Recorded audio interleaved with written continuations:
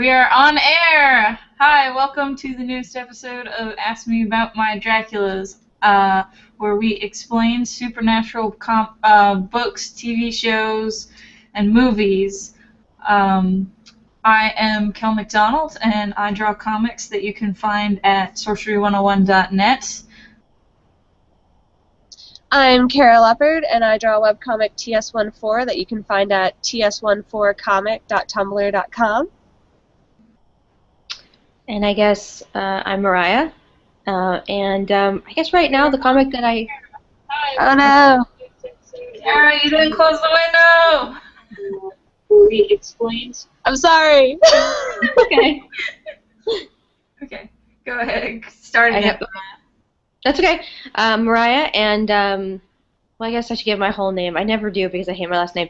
Mariah, I write comics, and I draw pictures, and I also edit comics. And right now, I guess the book that's most current is Emily and the Strangers. Our second series just came out either last week or this week coming up. I forget which, from Dark Horse Comics.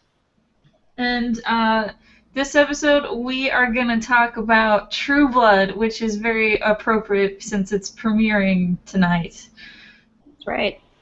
Oh man, what season is it on? What's starting tonight? Season. So, Kara, since you are the one who has not seen True Blood, what do you know about True Blood? I know it's based off of a book series called Suki's Stackhouse. And I know that there are gay vampires. That is that is all I know. That's a pretty. That's not a bad summary at all. Yeah, I know sometimes, Carrie, you have the impression that characters are gay when it turns out that they are not, but you don't have that. They're actually gay? Yeah, there's all the sex. This is an HBO show, so it has it's everything. And they do it pretty much starting straight out in the first So first before season. we get into explaining the show, I'm going to tell you how I first watched True Blood, which is I was going to school at Savannah College of Art and Design, and my dad was helping me move into my dorm, so we were spending the night in a hotel room because we had driven from Boston to Savannah, so we got in really late. And the hotel had HBO, so I could watch True Blood for the first time. I had heard about it, and I did not know at the time that HBO meant there was going to be all the sex. So my dad goes out to get pizza, and I am channel surfing and find True Blood, sit down, watch it, and my Jason Stackhouse then starts to have sex with a lady, and my dad walks in. And he looks at it, he looks at the show, and then he looks at me and he goes, "What are you watching?" This new vampire show, True Blood, I wanted to see if it was any good. And then he sits down and is eating his pizza, and we're both watching Jason Stackhouse go down on a lady. And then there's like a few moments of quiet, and then he turns to me and says, "Is it any good?" And then Jason pulls his head up from the lady's crotch and says, "Have you been having sex with a vampire?" And then I said, "No, Dad, it's not." But then That's fantastic. we watch the rest of the episode together. That is one of those. That's great. That's a great combination of discovering something kind of weird and then also major parental embarrassment. Well, my husband's mom, I don't know if she still does, but I think she at least watched the first couple of seasons, and she would talk to him about it, and he was like, I cannot discuss this show with you. Because it's like the first season, like in the first episode, like it's pretty graphic. I mean, the show is definitely not shied away from showing as much as possible. To the point where, like, I was kind of referring to it, like, I always refer to Cinemax as Skinemax because post like 10 p.m. is when all the not porn comes on, but like the basically like dry humping movies that they make. Yeah. And there's definitely like True Blood has an element to it that's like it's much better acted and written than any of those. But it definitely does have that element to it sometimes where you're like, wow, okay, like fair enough. People are having a good time. Okay. So the basic plot of True Blood is that vampires have revealed that they're real and they want rights from the government as dead citizens. And there's some very heavy-handed gay rights metaphors in the first season, which also is all about how there is a guy running around killing girls that are sleeping with vampires. Yeah. So our main character, Suki, is in danger because she has started to sleep with Vampire Bill. And the reason why Suki is hooking up with Vampire Bill is not because she has a thing for vampires. It is because she can read minds, and for some reason she can't read vampire minds. So this is the first time she has been able to get busy with someone without thinking all the gross things they're thinking during sex. Oh. Yeah, it's an interesting kind of a thing. Like it starts off, fairly right away with the idea that Suki has like, how do they describe it? Is it she's not psychic, she's Telepathic. Telepathic, yeah. So she basically, and she doesn't, at least in the beginning of the series, she doesn't have a lot of control over it. So it can be really, really overwhelming for her. And the books kind of explain it a little bit in more sort of detail that like a lot of people already think she's kind of weird because of it. Yeah, because she'll randomly. She has kind of. Yeah. Oh, she also like almost flunked out of high school because she could never concentrate in school and stuff. Yeah. Like that, so. And she's not. Yeah, it's something that she's really struggled with. So the series basically starts out with that idea that like her life has been very complicated because of this, and so then she meets Bill, the vampire, and I think it reminds me a little bit of there's that episode of Buffy where she gets telepathic abilities, but she can't hear Angel's thoughts because he's dead. So while the thoughts are there, there's no connect. Like there's the way of a live person. There's no like actual like brain activity. So I think it might have something to do with that. 'Cause she can hear other supernatural creatures, but vampires because they're dead, she can't. So she's immediately attracted to him like in a big way because of that. Like I think she's curious about vampires. But just being around him is really peaceful. So it's an interesting kind of way that they went about that, where like normally you'd have people kind of attracted to the whole dangerous side of vampires and stuff. And I don't think that's like I don't think that's not true of her, but definitely a larger part of it is just that she doesn't have to have her guard up constantly. And she doesn't have to hear because like they show a bunch of clips of her dealing with being out on a date and hearing really vile stuff. Yeah. And yeah, I mean that's just impossible.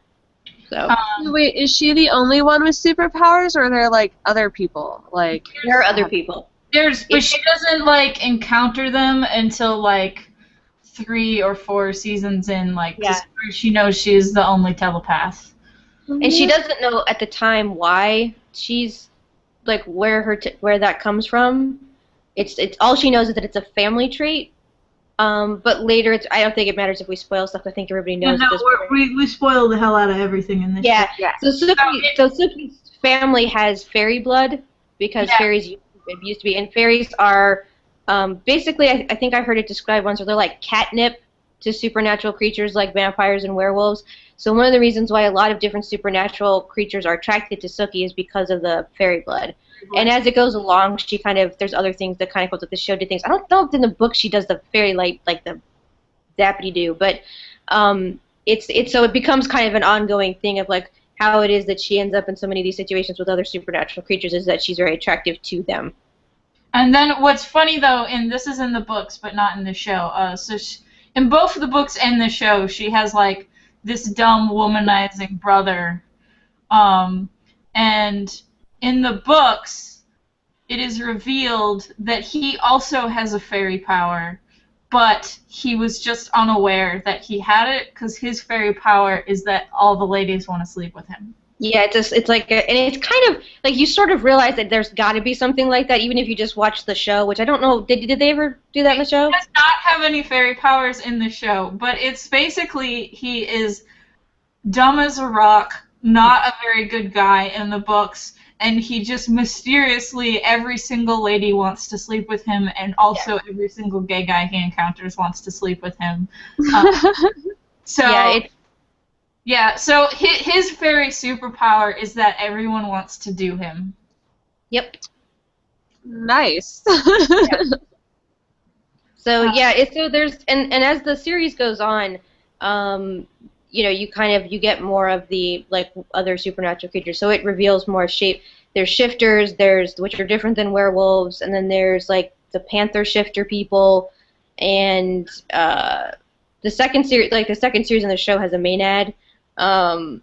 Which it goes on and on from there. So I think the first season mostly is about this dude killing girls that are sleeping with vampires, and you're just getting an intro into vampire stuff. Yeah. And Sookie's boss, Sam, is sort of love interest number 2 and gets kind of huffy that she is dating Vampire Bill. There's a little nice guy syndrome going on there.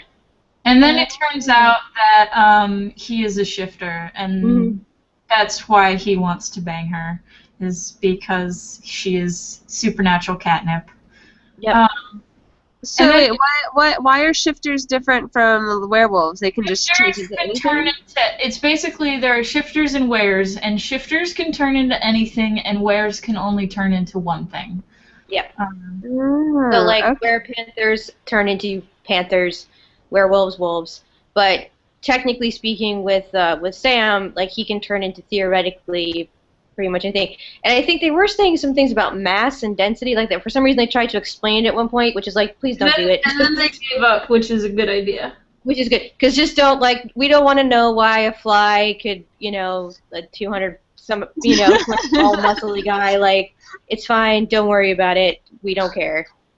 I actually think the show got stronger at a certain point when it stopped taking itself quite so seriously, because there are definitely a few times in season 3 and 2 where I was like, don't take this so seriously, guys. Like, this is pulp. Like, flat out pulp, and enjoy it. Like, embrace it.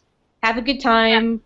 Yes, there's high drama and stuff, but taking it too seriously, I tend to think, with a lot of those kinds of things. Like, it's at its best when it is when it pokes fun at itself, when it acknowledges how absurd all of this is.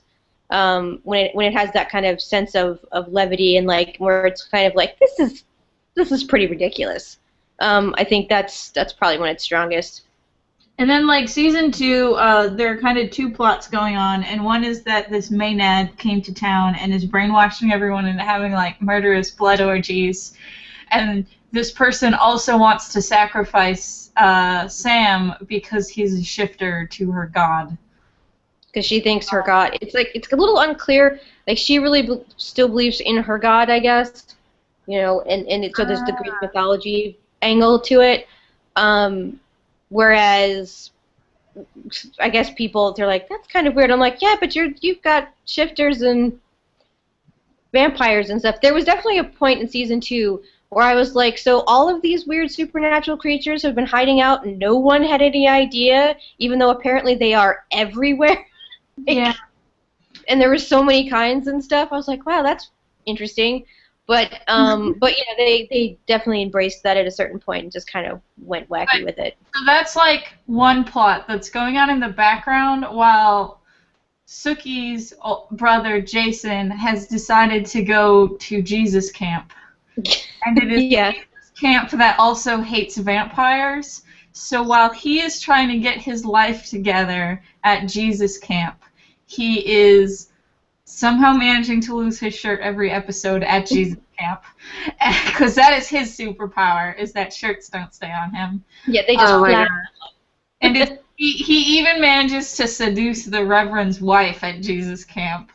And lest we forget, the Reverend, as it turns out, is in love with Jason and comes back later as a vampire. The Reverend is gay, so... By the way, that actor is very lovely. He's been at a couple of the signings, and he's written a comic for, I think it was Archaea and stuff. Super, super sweet guy. That is the Reverend? Yeah. That's awesome. Yeah, he loves comics. He loves comics.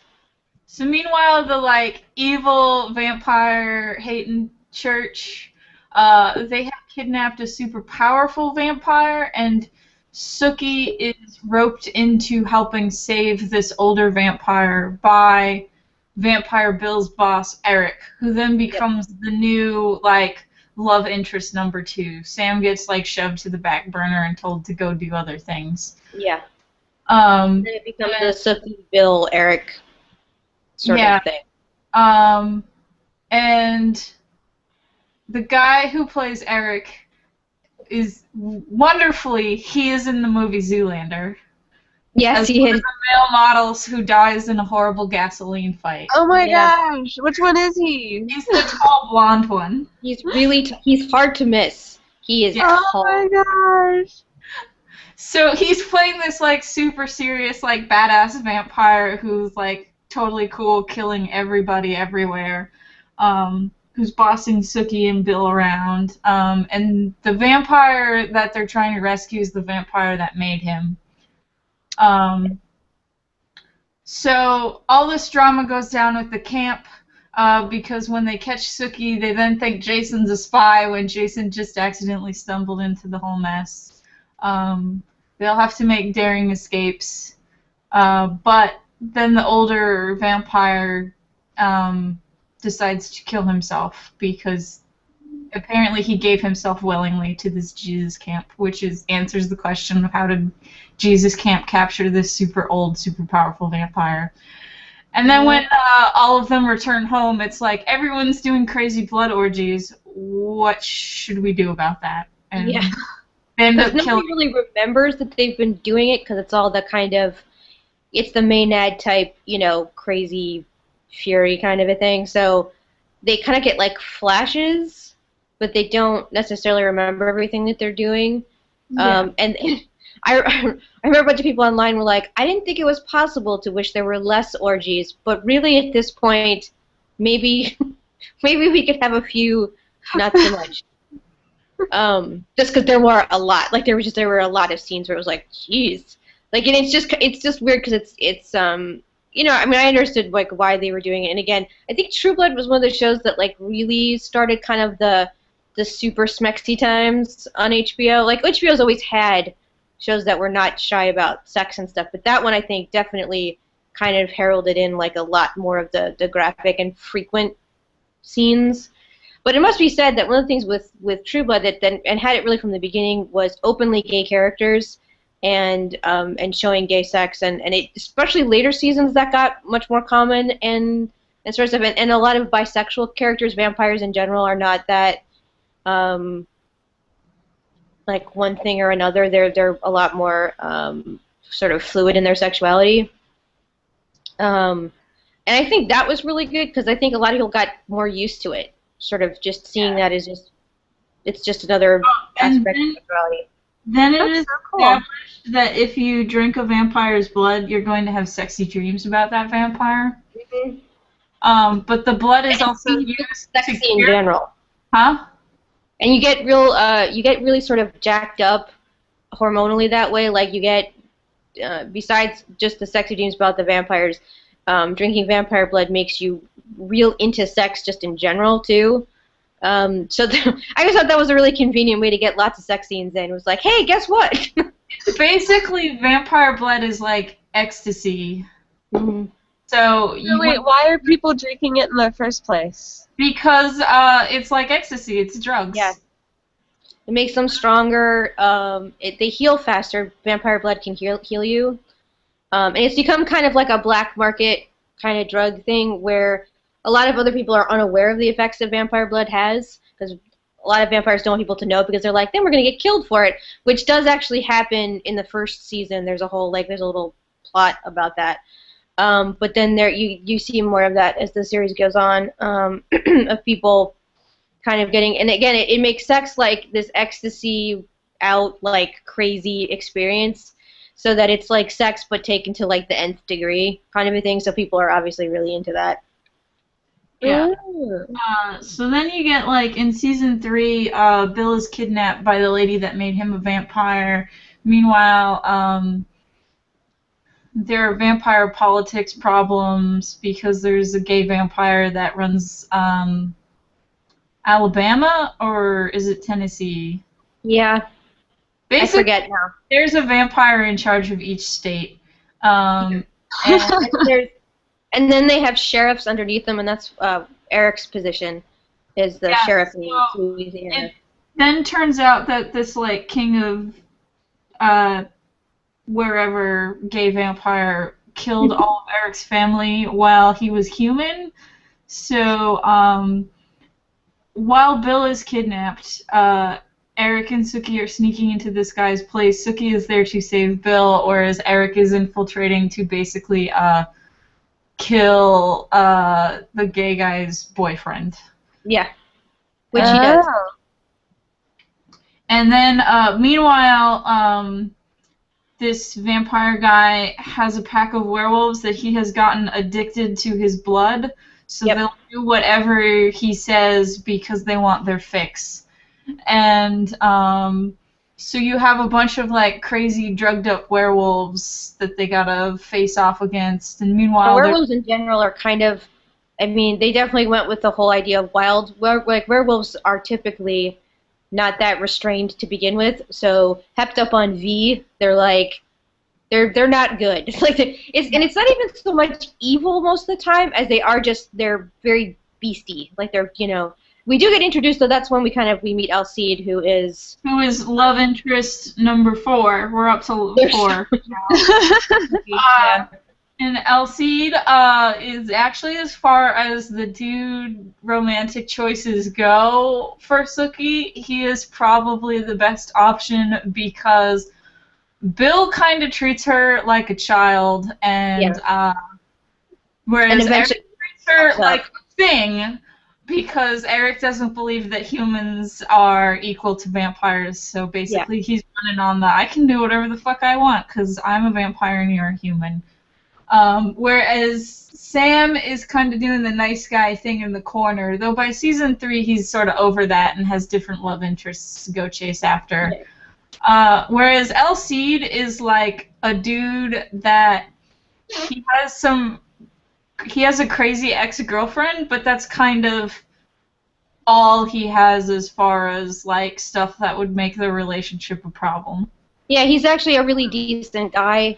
He doesn't treat Sookie like he doesn't treat her like a prize. He doesn't treat her like it's like a thing, like you said before. He treats her really like an equal, and yeah, he's a really popular character for fans of the show. Because the actor who plays him brought a lot of I think, good extra kind of characterization and things to that. Because a lot of the time with Sookie, like she gets into fairly self-destructive relationships. Like her relationship with Bill, it's later revealed was this whole thing. It was because he was on his blood, so she thought that they were in love or something like that. Yeah. Really? And then it turns out he was also spying on her because they kind of had a feeling that she was probably a telepath. So, and there's a whole aspect to the fairy thing, that the catnip thing to vampires. Fairy blood has a bunch of and they reveal these kind of like throughout the series. But fairy blood, if a vampire like completely drains a fairy, has enough fairy blood, they can actually walk out in the sun for a while, and it makes them like goofy high. They get really like sort of like almost like sweet, like very different than they usually are, and very kind of silly in a certain kind of way. So they get really, really high off of fairy blood, and so I think they was because there's more of it I think in the books. But Sookie has a cousin, and like again, there's elements of the whole fairy blood thing throughout her family's kind of history and stuff. So there's some of that comes. Has a son in the books who is revealed to be a telepath. Yeah. Oh. Starts to give the kid like telepath training. Yeah. So wait, was like this whole time Bill just wanted to be able to like walk outside, or he was investigating it because he was doing it on the behalf of another Eric Foss, vampire, Queen of Louisiana. Oh. And the reason why they found all this out is because Sookie's cousin with the telepath kid was sleeping with the Queen of Louisiana. Yeah. But was still a human. So it was basically while their pillow talk is the Queen of Louisiana would like press her for info about Sookie once they got like a hidden when they got like the first hint that maybe Sookie was a telepath. So then they tried to track her down. Then season 4 introduces meth addict inbred werepanthers. Yeah. Who think Jason is their chosen one or something. Yeah. Classy. Because I don't even remember their logic behind this. It did not really make sense, and all the rest of the cast was like, you are a bunch of cray-crays. Because they really are, and there's a really upsetting multiple rape scene where you're like... Basically, gang rape, Jason. Yeah, it's... Oh. Yeah. Wow. I mean, there's a lot of sex and violence mingled in the show as it is. So it's always walking some really weird lines. But that was like just straight up. And on the one hand, like I don't want to say like it's good to see male rape because it's not, but it is unusual for it to be shown as like, you know, what it is. It wasn't. The closest they got to making a joke about it was after Jason is rescued and he's talking about it, his friend starts to talk about how his girlfriend dumped him, and Jason just stops him and is like, I was just raped a bazillion times, and you got dumped. Which one of these is more, that I have to say, it's refreshing to see, because generally speaking, a lot of way too many things in fiction try to be really coy with that kind of stuff, and way too much of making male sexual assault a joke, which it was, so it was, nice isn't really the right word, but it was progressive to see it just flat out called what it is and not portrayed as anything other than really terrible. And the werepanthers in general are just nuts. I mean, they are just completely bananas. So, yeah. So that's adding a whole other element. And then we get more of the werewolves, too, because there's more of sort of the different packs and different sort of groups involved in that, too. So this really covers a lot of stuff. It has politics and sex. Yeah. The other thing is, too, that's funny is, like, especially the first season, a lot of people made a big deal about the this sort of the idea of, like, gay rights, gay marriage, and sort of paralleling it with vampire rights, which it's funny because I read a couple interviews with Alan about that, and he was like, there's some parallels. He's like, but at the end of the day, like, they are vampires, and a lot of them are evil and want to eat you. So it's not like an exact parallel. Yeah, that's where because I thought that was kind of funny when people were working on like, and this is all like this, and I thought, I mean, kind of. I'm like, but they are deliberately pairing like showing a lot of vampires as being flat out evil. So it's not quite that like you know, obviously gay people are not, and so the rights and kind of like that kind of stuff I thought was kind of interesting. But like a lot of the vampire stuff has to do with the fact that they're dead, so the rights that they want have to do with property laws and obviously getting married and things like that. Because like Bill comes back to town to reclaim his ancestral home that's his, and he has to have there's some legal stuff he has to go through because you know he's dead. Yeah. So there's some interesting sort of things like that. But mostly what the show is. I mean, and I think the books too could be described this way. They're very soap operatic. I mean, they have some of those things like they touch on current politics and stuff, but it is mostly soap opera, high drama. Everything's really tense all the time. Everybody's making really bad decisions, you know, and characters are kind of always sort of that, you know, extra heightened kind of thing. So there's a lot of that, and I find it really interesting because like when I worked on the comics, we had to go only by the show's stuff, and we had certain parameters we had to work in because we didn't want to be touching on things the show was going to do continuity-wise, but we still wanted things to be relevant, so we had to sort of find these like weird gray areas of time to set stuff in. And then I had to avoid, because I hadn't read the books at the time, I had to avoid it because the show certainly like obviously is based on the books, but it does lots of stuff that's completely different. Yeah. So in an example of like where stuff is completely different in the books is the whole plot with the Maenad. While it does go in the background of book 2, the way it is resolved is Eric gives her some money to leave. Yeah, it's a very different resolution. Yeah, so there's no, like, big final conflict with this crazy lady who's causing blood orgies. Like, she's still causing all the blood orgy things. It's just Handled, Eric comes up and is like, you're causing too much problems and shit, so here's some money, now go. Yeah. Well, the books are all first person, I think, right? They're all from Sookie's point of view? They're all from Sookie's point of view, which I read about 10 of them as an audiobook, and I kind of got tired of it after a while because there was, especially one thing that kind of got on my nerves is it's not in the first few books, but it became clear that the author, like, wanted to use some bigger words that Sookie would not know. Sure. So then Sookie buys a word of the day calendar, and you get, like, every few chapters you get, like, Sookie will use a big word and then explain what it means and how it was on her word of the day calendar. And that's funny. It was funny the first 5 times. Right, and then after you started.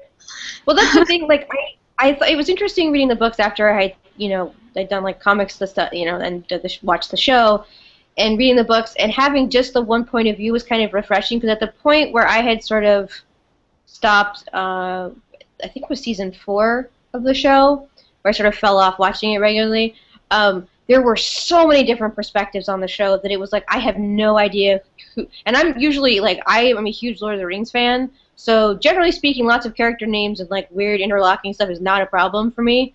But for whatever reason, at a certain point with the show, I was like, who? And then you ended up with the problem of so many storylines. Like, some storylines were much better than others. So sometimes you'd be focusing on ones you're like, I do not care what happens to these characters at all. So I think, but that's, I mean, anything where there's kind of like a really large ensemble like that, I think you can run into that issue. So it was nice for me going into the books and just having just the one person's thought, like what she thinks of things, and it gave it a little bit of a focus, which I felt like the show sometimes kind of lost because there were just so many different people to follow, and that could get a little bit, much, I think, after a while, where you're just kind of like, what are we doing now? Oh, okay. So then season 5 is all about Bill joins, like, a vampire religious cult that wants to take over the world.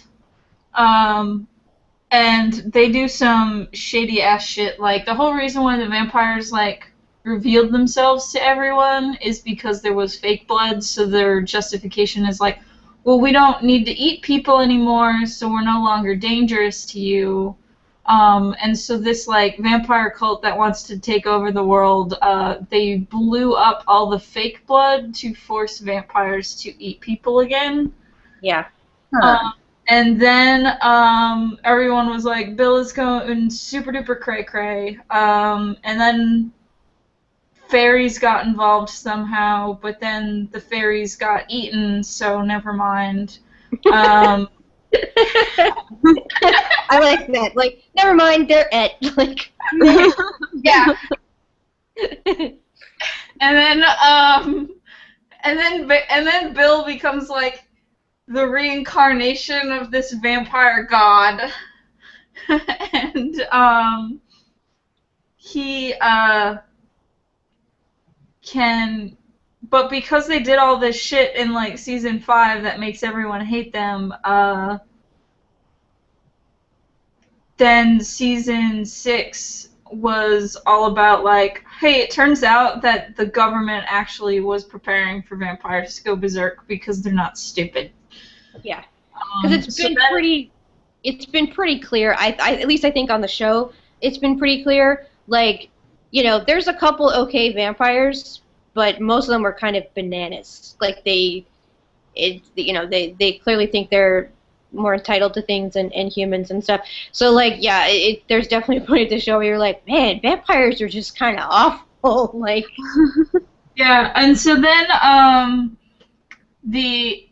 so now that they have an excuse to come down on vampires super hard is there's suddenly all the police are now outfitted with, like, bullets that have a UV light in them, so it makes the vampires, like, explode from the inside, and, like, oh, hey, it turns out that all these weapons now exist to kill the shit out of vampires, so they're not as powerful as they once thought they were. And then they even made a virus that was hepatitis V, Yep. which makes them slower and want to kill people, and I think this is their way to get zombies into the lore, because they kind of just act like zombies.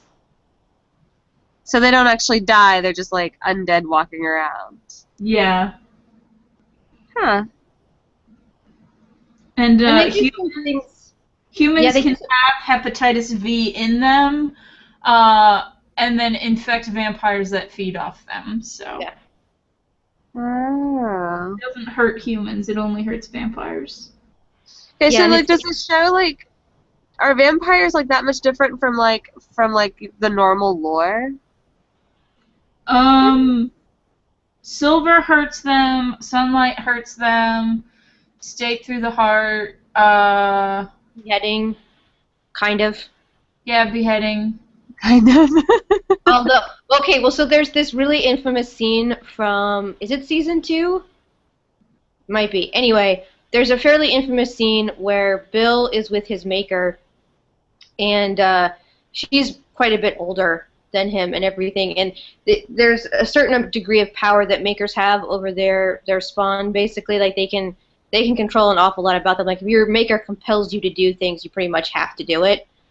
So there's basically a hate sex scene where he breaks her neck and twists her head around while he's Doing it, but her neck is broken and she can't look at him.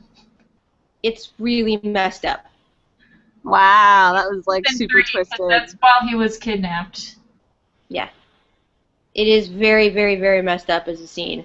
So that's why it's like sort of some of these things where, and like there's things that they kind of deal with, some of it where they kind of make the claim of like, well, we kind of spread some misinformation so that people would think that certain things are true that aren't really.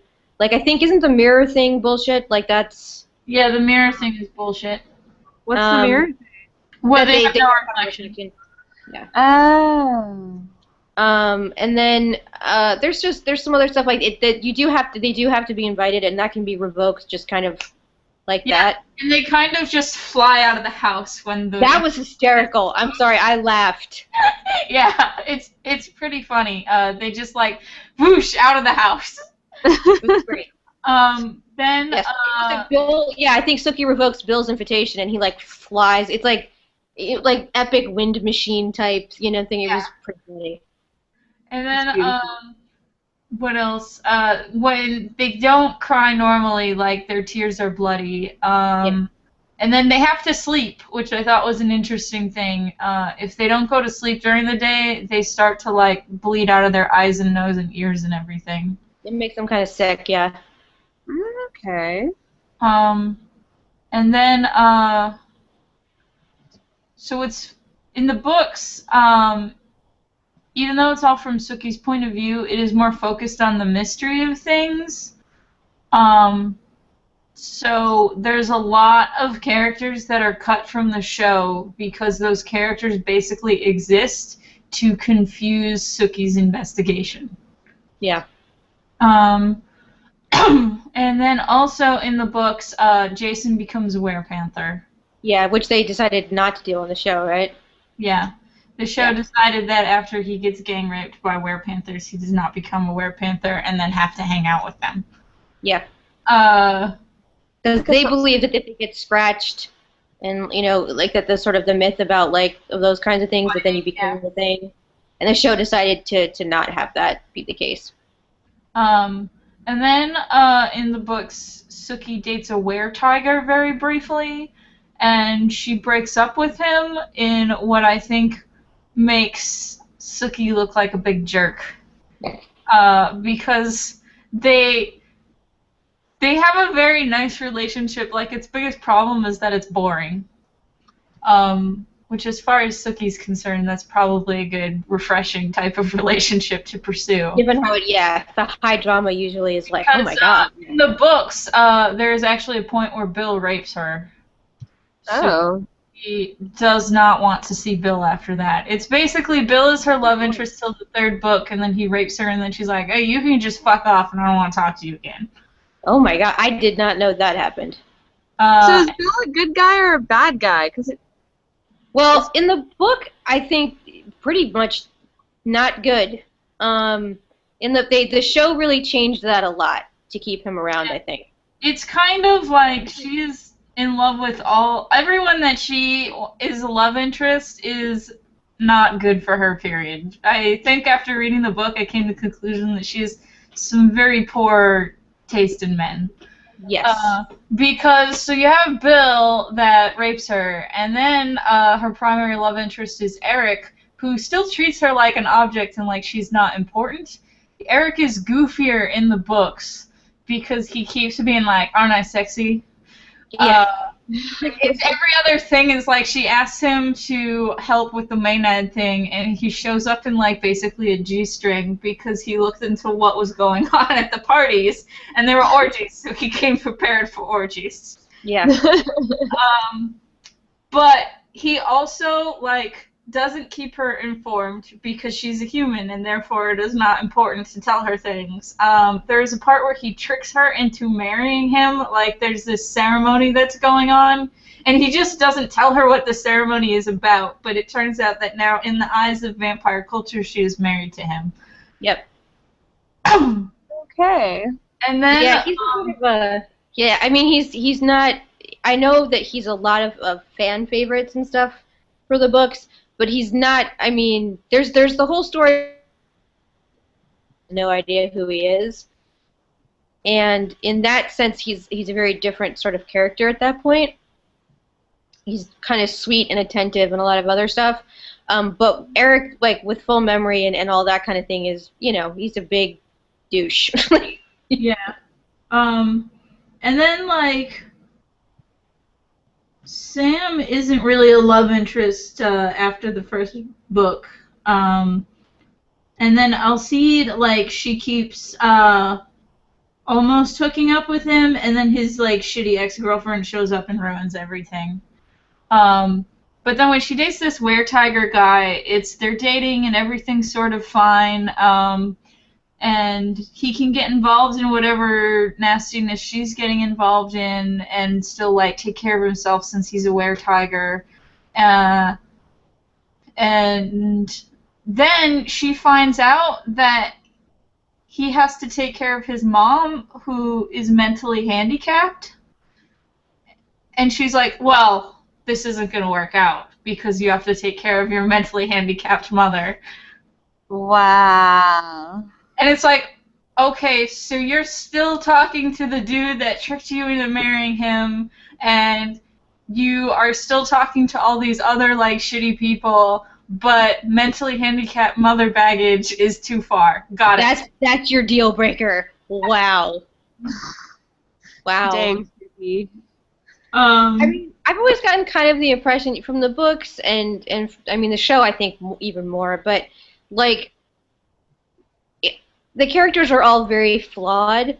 I think in the show in particular, a lot of characters are just straight up unlikable pretty much all the time. So like you're kind of, I wouldn't say hate watching, but that's kind of like a degree of it where it's like you're not watching them because these are people that you like or relate to. You're watching it because, like, there's Russell, the big wig sort of vampire for a while, and, like, he was just fun to watch because he was just unabashedly freaking nuts and evil. And so he was fun to watch because he was a character who totally was cool with himself like that. You know, there wasn't any, like, angst with him. He was just like, oh, no, I don't care at all. He was like, I'm mad that Eric killed my boyfriend, so now I'm going to rip this heart out of a news anchor on public television. Oh, that's one of my favorite lines from the entire show, where he goes, we will eat you, we will eat your children, and then he goes, and now it's time for the weather. Tiffany, like, it's just perfect in that he gets up deep, like, says awful things, right? And then he's just, like, totally thrilled about it and just like, okay, and he's just chipper and completely nuts. Oh, so, there is one thing that is in all of the books that was cut out of the show entirely, and that is Elvis is a vampire. Oh, yes. Yes, so that's in right. the books, Elvis was kind of almost dead, and one Yeah. of the like EMT people who was like came on the scene was a huge fan and was a vampire. So they made him a vampire, but his brain was half rotted from drugs. So Yeah. now he's like this mentally handicapped vampire that they have to keep hidden from everyone because they Yeah. don't want anyone to recognize that he's Elvis. So they take turns babysitting him basically. Wow. Yeah. And he likes to eat cats. Aw. Nope. Nope. Nope. Nope. Um, Nope. Nope. So there's a lot of times where Sookie's in trouble, and then like Elvis accidentally saves her. Yes, I did notice that when I was reading the books. I was like, wait, is that? Oh, okay. It's just this added element of like, what? I mean, I think my overall feeling has always been, and now that I haven't worked on the books in a while, I feel more sort of free to say this. Although, to be honest with you, I think the people who've worked on the show are very well aware of the fact that it's completely banana pants. Yeah. Like, that's just not something you can't possibly not be aware of watching that I show. feel like nothing is too ridiculous for True Blood. Like, because someone went into this meeting and said, so, meth addict inbred were-panthers. Exactly. Thoughts? Thoughts? Opinions? Yes? No? And, like, I think it, like I said, it's at its best when it just embraces its complete batshittery, where it's just like, we're nuts, and we don't care, and screw you, narrative. We're going to do what we feel like doing. And when it has a sense of humor about that, it's really fun to watch. When it kind of delves into too much sort of melodrama and stuff sometimes, that can be a little bit like, but when it just embraces its just ridiculousness, I tend to enjoy that, because I don't feel like if they had done it tonally differently, if they were like they'd handled the universe differently, I'd be fine with a more serious take. But when you're this completely nuts pulpy, like, you need to have a sense of humor about that, or it'll be deadening, which is a terrible pun. But anyway, but also true. And then I'm trying to think of other stuff in the books that's very, very different. Oh, in the books there's a plot line where there's this sheriff that, like, this police officer that, like, super duper hates Sookie and kind of knows that her mind reading thing is real, but is still, like, he hates her but occasionally uses her because he is aware that mind reading is useful. So they have this contentious relationship, and then Bill finds out that this sheriff dude is like his great-great-grandson. Oh, they kind of do that with Andy in the show, don't they? Like, I mean, but it's handled differently. He starts to give them like a shit ton of money because they're actually pretty poor in the books, and so there's this part where Sookie is like, I am always broke, and you are just giving all this money to this guy that doesn't even like you. What the fuck? And then Eric overhears what's happening, and then pays for like Sookie's house to be redone. Like, Eric, you can kind of see why she maybe still talks to him, because while he's a manipulative douchebag, if she comes up to him and says, hey, I need this thing, he usually gives it to her. Yeah, he has. It's a weird thing with him, at least in the books, and I think to a degree in the show. Like, Eric's another character who is not, like, you can't trust him, but he isn't dishonest about that fact. Like, of course you can't trust him. He's like, no, you can't trust me. like he's not trying to, like, he's manipulative and he's all those kinds of things, but he doesn't pretend that he's not manipulative. Like, he is very upfront about the fact that he is totally out for himself and self-centered and has really particular sorts of views, and that he will do things like that. Like, he's not kind of like he thinks of Sookie as like his pet. Kind of, so yeah. He takes good care of her, but like he does not let her make like decisions and shit like that. So it's like, yes, he tricked her into marrying him, but then at the same time, it's like when her house gets like a wall blown out, he's like, well, here's all the money to fix your house, and then when she ends up killing in self-defense the werewolf guy's crazy ex-girlfriend. And she's like, oh shit, I need a body taken care of. And he's like, well, I have ways to get rid of bodies. Yeah. So he's useful to have around, so it's weird that he is both helpful but also awful. Yeah. Which I think is probably one of the reasons that makes him an engaging character, is that he's, like, I think sometimes people interpret some of the stuff like, well, that means he's kind of good. And I'm like, not really. But he is at least interesting in his weird flaws and stuff. And again, I like characters who kind of are okay with the fact that they're shitheads. Like, Yeah. like that's refreshing, because a lot of characters you don't know they angst through it or they do, and that's valuable too. But I do like characters who are like, nope, I'm completely fine with myself as this person, and you can either deal with it or not. You know, Also, they don't.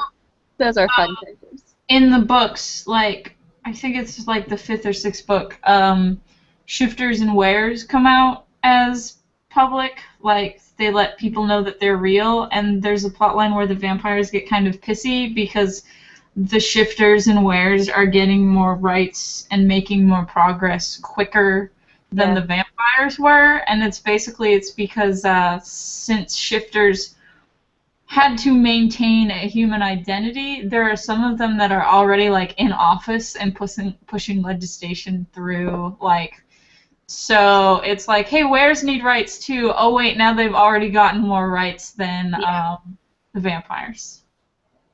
That's kind of funny though. When you don't eat people on a regular basis. Well, yeah, when you're not known for you know, ripping hearts out on live TV and stuff, people are a little bit more friendly towards you. That's always the thing I thought was really interesting about the way that the universe kind of works with these characters, that you basically, apparently they've been around this entire time, but just like nobody noticed.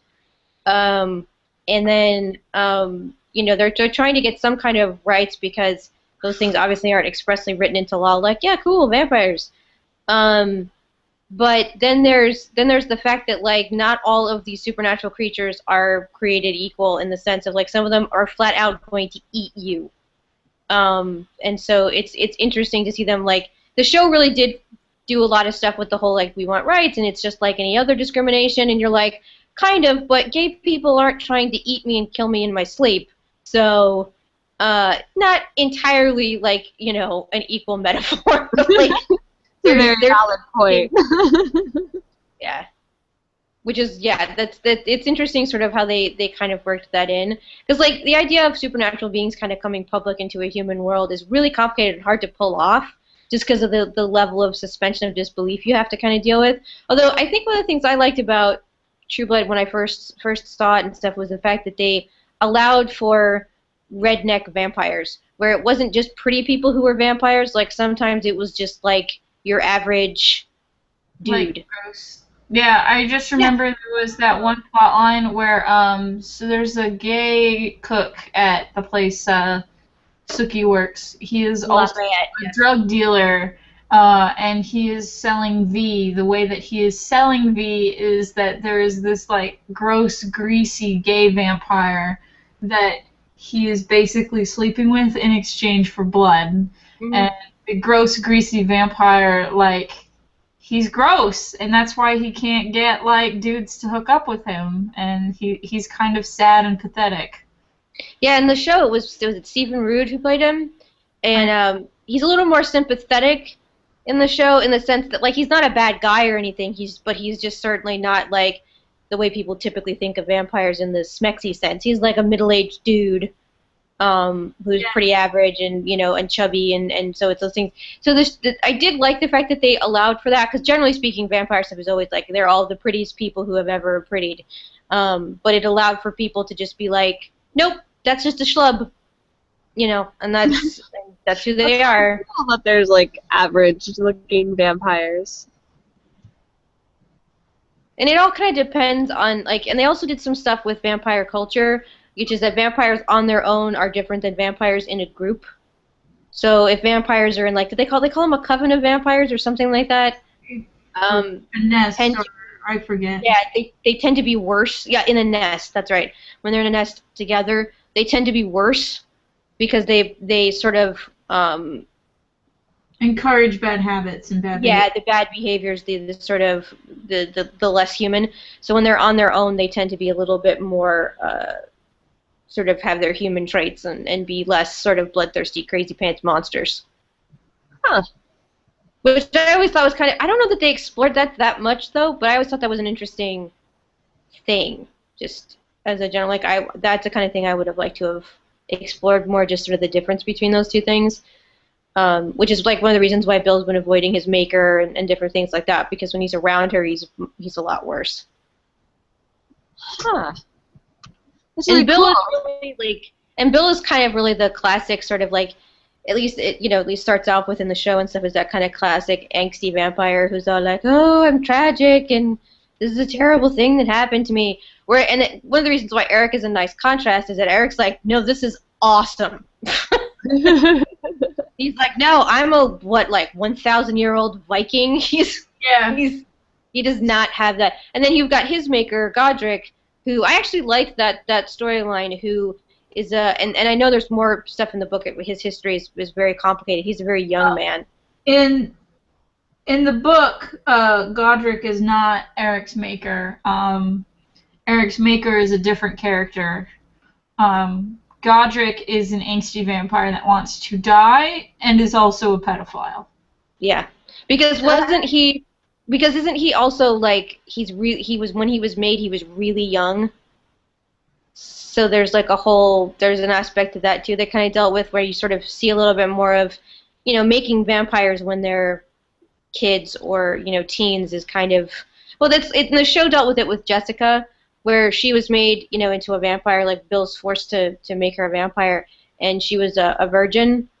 And it's in the show they kind of have her.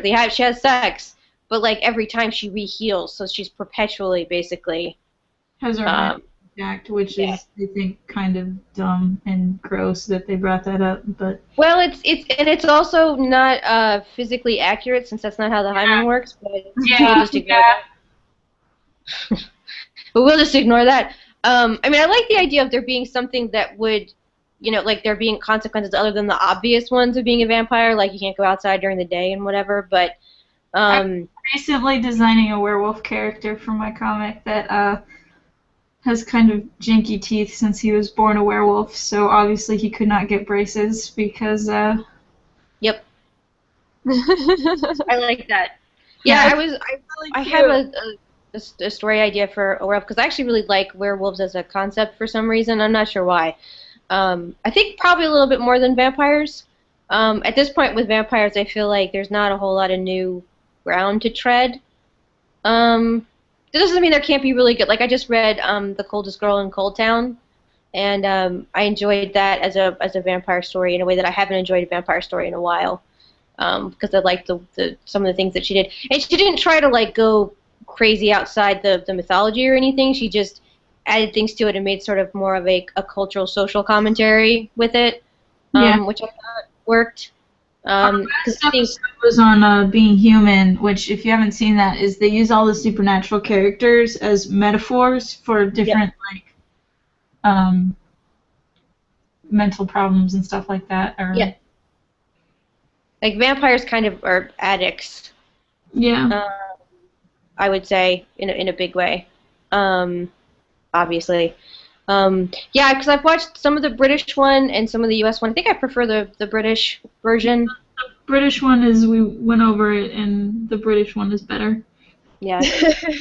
I'm trying to think of other, like, because I haven't really read any vampire stories in a while that I felt like I was getting just something interesting out of it. Like, I didn't expect them all to be new. I always want to see somebody else's approach to supernatural characters and stuff. And it's kind of funny to me how much, like, you don't see much of a resurgence of werewolves the way you see zombies and vampires as the perpetual sort of supernatural creatures. So I think that's probably why I got kind of interested in them in that way, just the idea behind them. I have a theory about that, and it has to do with everything that we know, quote unquote, know and take as the thing about werewolves was made up for the original Wolfman movie. Mhm. So whereas vampires have a lot longer history of stories, werewolf stories are actually kind of just starting out and getting like their establishing footing as far as like history goes. So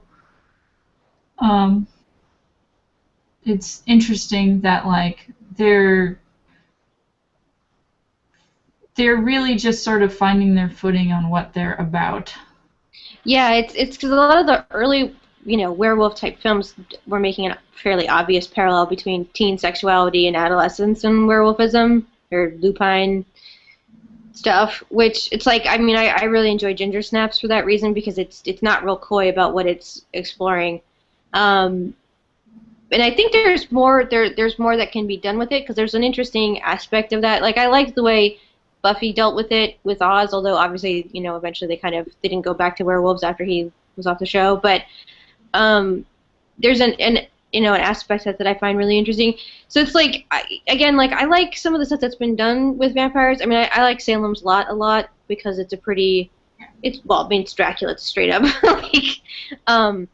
but I that was one of the first like books with stories with vampires in it that I actually found legitimately kind of like it scared me when I read it, which had not happened. I had not really found them scary before then.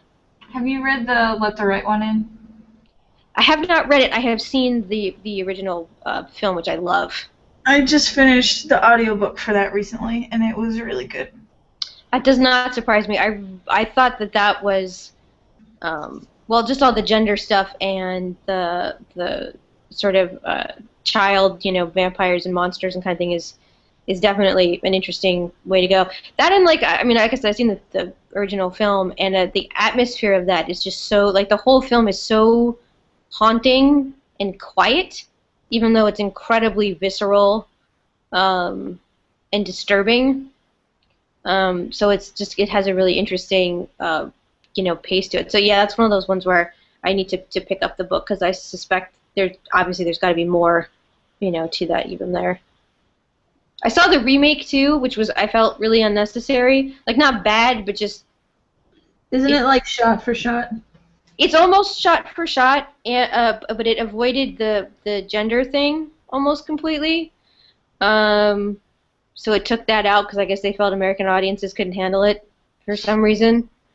We're getting off topic. Can need to save Let the Right One In for its own episode. Yeah. No problem. Yeah. So that's but like for vampire stories and stuff, I think True Blood certainly has just like that ballistic kind of world that is definitely fun to explore. Like when I was writing the comics and stuff, it did mean that we didn't have a lot of limits, like because most anything was possible. Like it wasn't like he was like, oh no, that's too weird, because like nope, like everything is pretty much the strangest thing. I appreciate that. As batshit crazy as everything in True Blood is, they have not done vampire werewolf hybrids, which I always think are the dumbest idea. Yeah. Next season on True Blood. Yeah, I think this is the last season too, right? This season coming up. Yeah.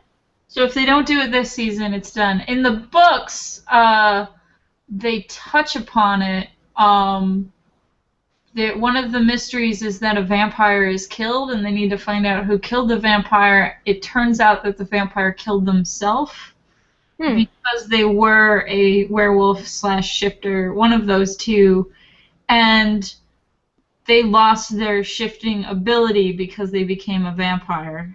Oh, that would be kind of interesting. So they felt like they lost this giant part of themselves, which is why they killed themselves. It would be interesting to explore it as a thing of like you can only be one kind of supernatural thing. You can't be like all of them. Why Sookie cannot be the vampire fairy princess, which is what they make her last season. Did they really? Yeah. So there was a evil fairy that was after her named Warlow, and Warlow is the one that killed her parents. Oh, okay, yeah.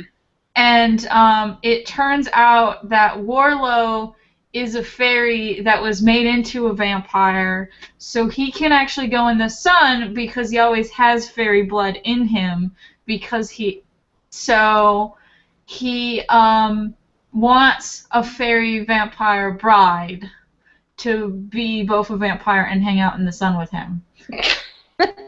And he basically has the powers of both, and the reason why fairy bloodline is in Suki's family is because he made a deal that like he would give his kid to these two human people if they agreed to let him have the first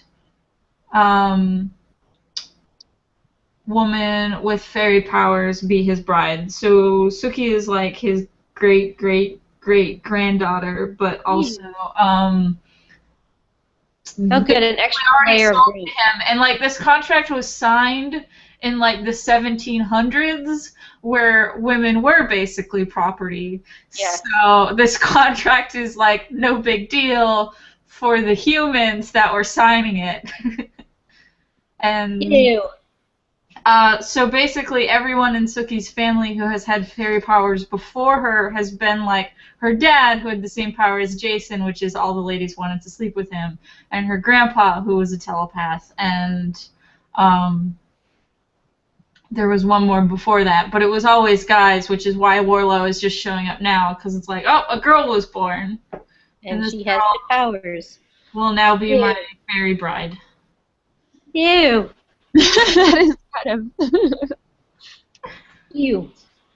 So wait, does this show have like an overall like story arc, like overall, or is it just like a whole bunch of things? The most they do is like hint at what's going to happen next season at the end of this season. Each season has its own arc usually, Yeah. like an overall kind of thing. I mean, and I think what I would probably say is the overall kind of thing is how humans deal with supernatural is just sort of the general kind of thing.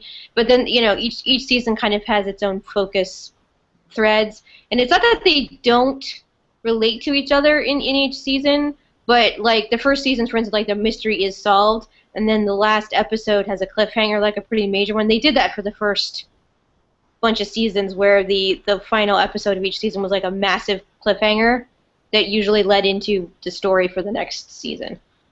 Yeah, the cliffhanger for last season was all these vampires have hepatitis V and are now zombies and are about to attack the town. And Bill is all like, hey, Sookie, we should protect you since you're vampire crack. And Sookie is all, fuck you, Bill. And then she goes to make out with Alcide right before they get attacked. So she's doing it, dude, right now. She made some good dating decisions. That's too funny. So yeah, so I mean, I've seen the previews and stuff for this season that's starting tonight, and you know, it's I think I forget which website it was called it like. In this season, everyone hates Sookie. Except Alcide, who's doing her. Yeah. But it seemed like definitely there was kind of a theme of this one is that Sookie has, previous to this, made some bad decisions, and it's kind of, you know, coming home to roost, I guess, would be the way to look at it. I mean, Sookie is interesting that way because, like, getting her perspective almost exclusively in the books, I liked her more because I got more of a sense of her. Sometimes, like, I definitely think Sookie as a character suffers from that thing where she does dumb things for the sake of the plot, not because anyone would actually do that, which can get frustrating because you just kind of would rather that a character made decisions that... while Sookie is more relatable in the books, everyone else is not. Like, yeah. Jason is much more interesting in this show than he is in the books. 'Cause Absolutely. All he does is fuck ladies and then get turned into a werepanther, and then he fucks ladies some more. Yeah, he's much more. He's got way more dimensions in the show, and they've done a lot more with him. Just even his relationship with Andy, you know, and that kind of stuff has given him a lot more to do. And that actor is really quite good because it's not easy to play a character who's, you know, Jason's not a smart guy. He's the dumbest character.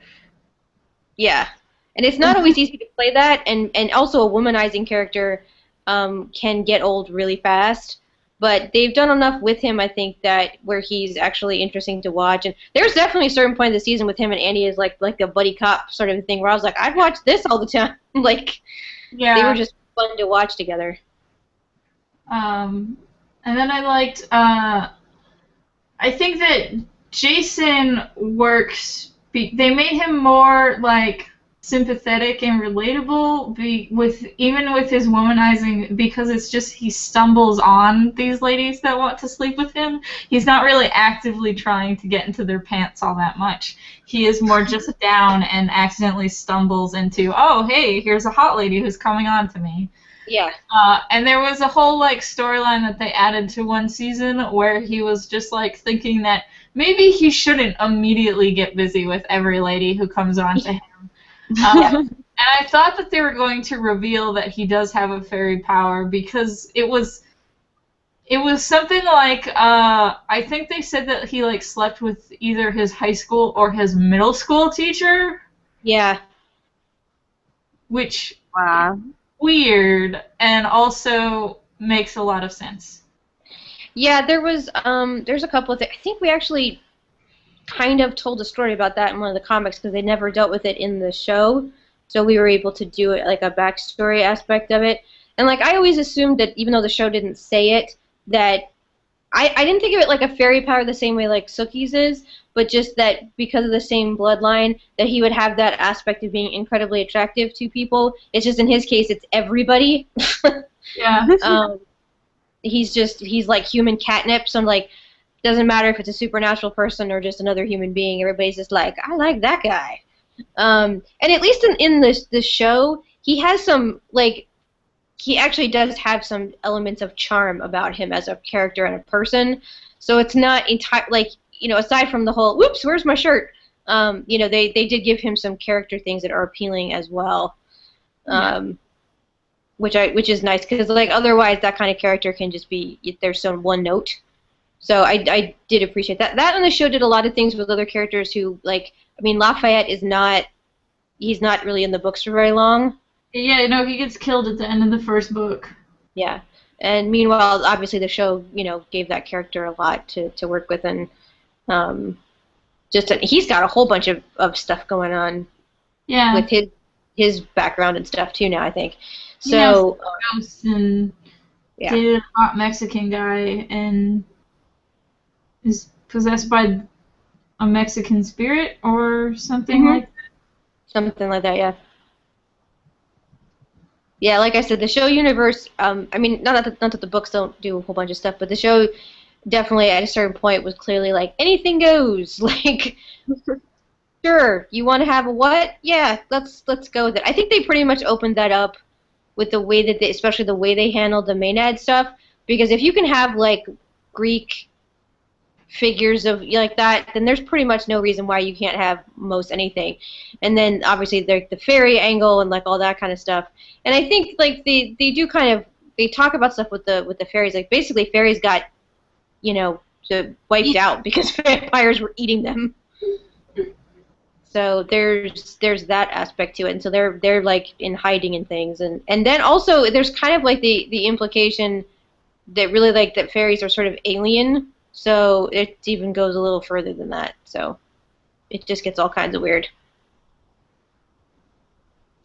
I'm trying to think of what else. This show has a lot. Yeah, it does. For a show that's going to have 7 seasons and HBO, so they are not. This is stuff that's packed into seasons that are shorter than network. Yeah. You know, they don't have 22 episodes. They have like what? The other cook in the restaurant that Suki works at is veteran from Afghanistan, and in the book he is creepy as hell, and like no one wants to hang out with him or talk to him because it's basically like he has really bad PSD problems, and like so everyone is nervous around him, and he is always on like the short list of who did this horrible murder. And then the show decided, instead, let's make him adorable. He was so sweet. Yeah. It's Terry, right? Yeah. Terry. He is like really awkward and clearly was poorly affected by the war, but not in a way that makes him creepy. He is all like, I'm trying to get my life back together, and this is my pet armadillo, and it's just adorable. He was. I liked the way they handled the PTSD with him because they made it human and not like something to be terrified of, but very sympathetic and a character who is trying really hard to get back to some semblance of normalcy. And the way that they handled it with him, because he'll say things sometimes where you're like,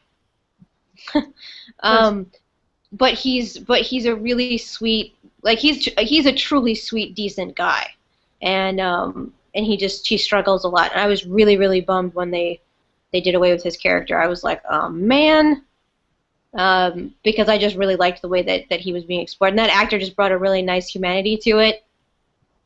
Yeah. I also liked the wacky plotline of the sheriff cop had a fling with a fairy lady, and then she comes back a month later and is like about to have all the babies. Yeah. And then she like has 6 fairy baby girls, drops them on him, and says, "Okay, take care of these while I go do fairy stuff.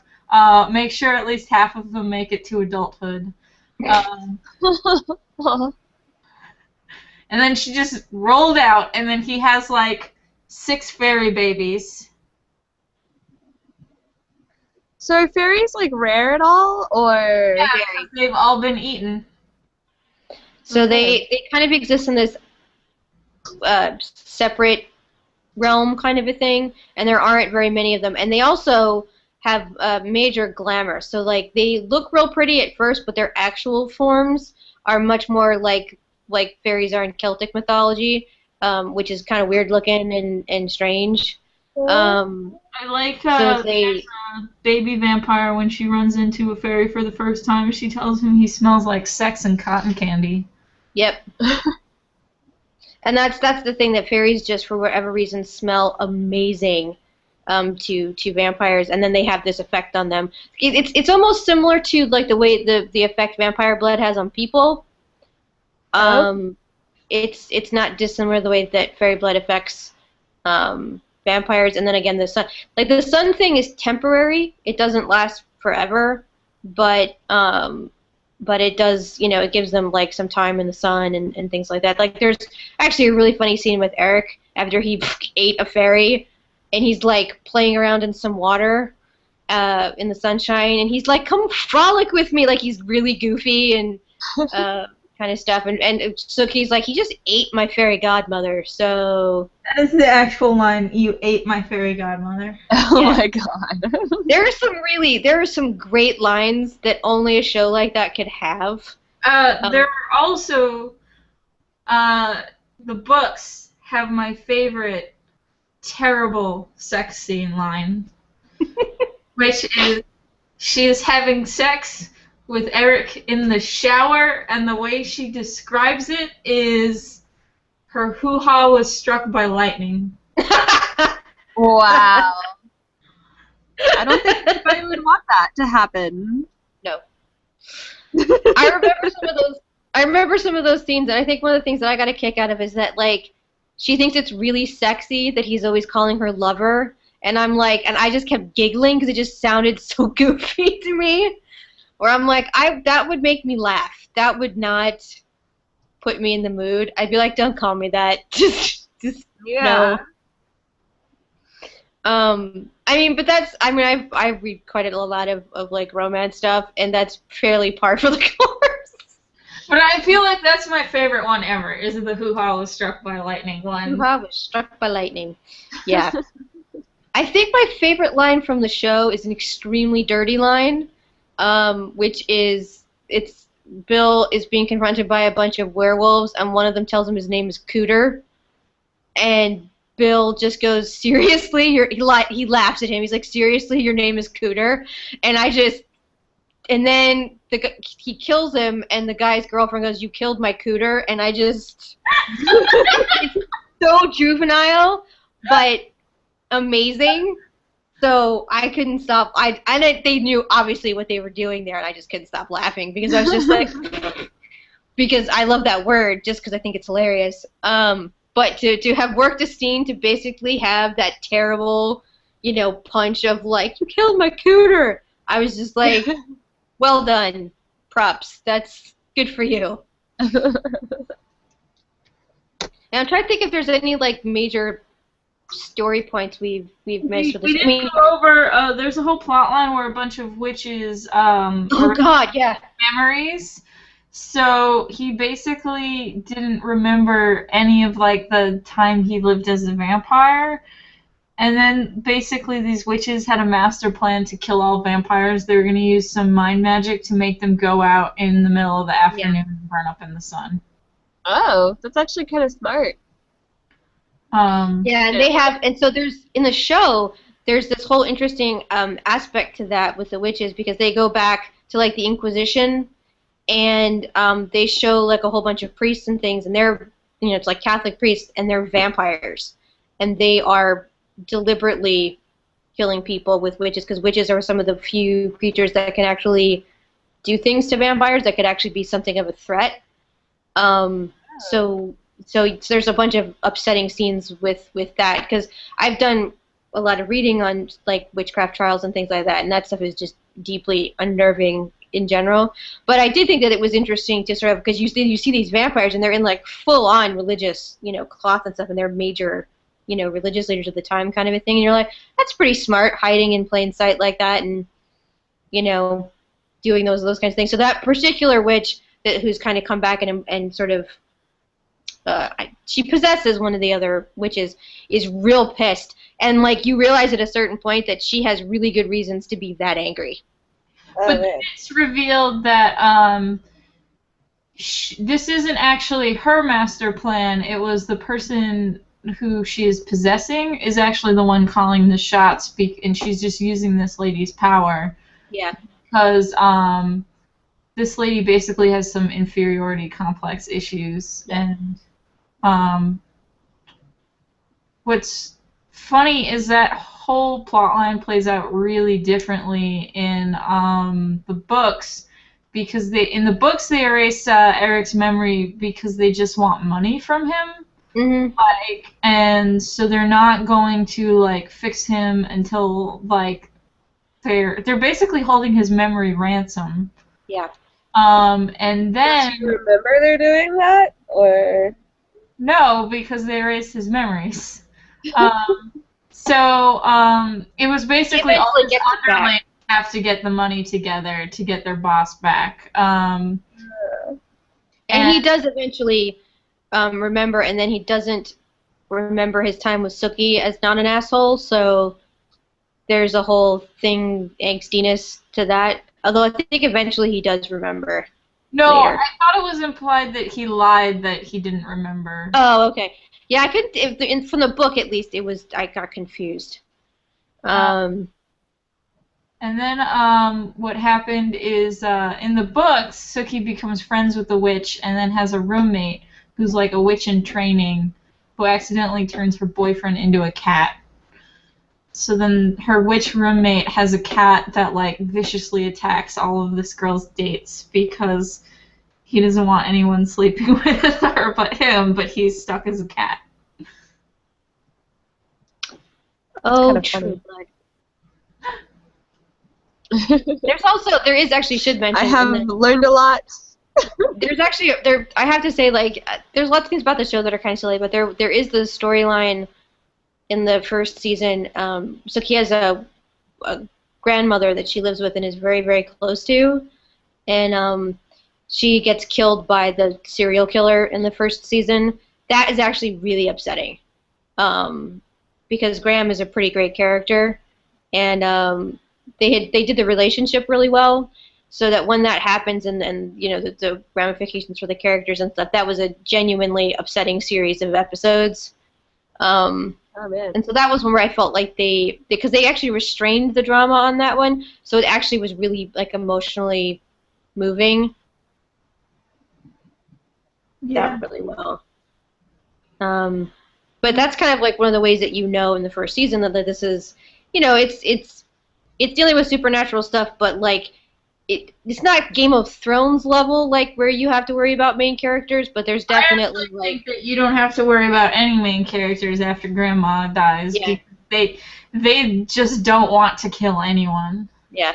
So they find ways of because they like with Tara, who's also another character who's not as big of a thing in the books, and I think is a very different type of character too in the books.